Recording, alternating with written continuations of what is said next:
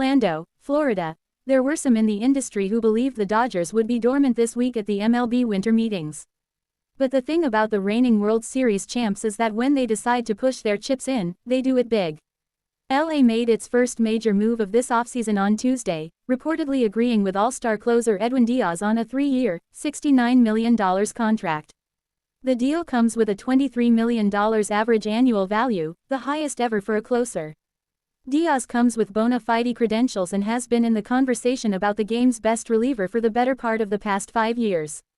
The Dodgers' new closer had another standout year in 2025, with an electric 1.63 ERA, 98 strikeouts and 28 saves for the New York Mets. Edwin Díaz, RP, Lad number 39. 2025 season, 66.1, IP, 28, SV, 1.63, ERA, 98, K, 21, BB. Buy LA Dodgers tickets on Game Time. Since the departure of the franchise's all-time saves leader, Kenley Jansen, in 2022, the Dodgers have been looking for a shutdown arm for the 9th inning and have left no stone unturned in their attempts to find one. LA has gone through different combinations of closers, including Evan Phillips, Michael Kopech, Blake Trinan, Daniel Hudson and even Craig Kimbrell. The Dodgers believed they'd found their closer of the foreseeable future last offseason, when they signed left-hander Tanner Scott to a 4-year, $72 million deal.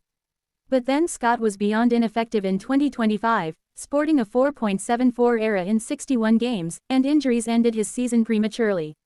The result was the Dodgers turning to rookie Roki Sasaki as their de facto closer en route to another World Series title. And so, having lost confidence in Scott as the answer, the Dodgers renewed their search for their next closer. This time, the result is a record agreement with the top reliever on the free agent market.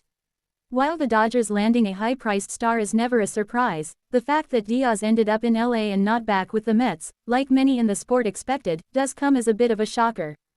Díaz was one of the most beloved figures in the Mets clubhouse, with the production to match. And after the team signed right-hander Devin Williams last week, the belief was that Williams would complement Díaz as the Mets' 8th-inning weapon.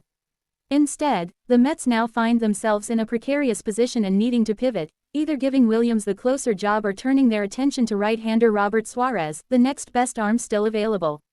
With Díaz headed out of town, further bullpen reinforcements in Queens will be necessary. According to sources, Suarez and his camp were waiting for a resolution with Díaz before signing. Now that Díaz has found his next home, expect Suarez's market and the market for former Rays reliever Pete Fairbanks to move quickly. Even before the addition of Díaz in the LA bullpen, it was hard to look at the Dodgers roster and find many holes.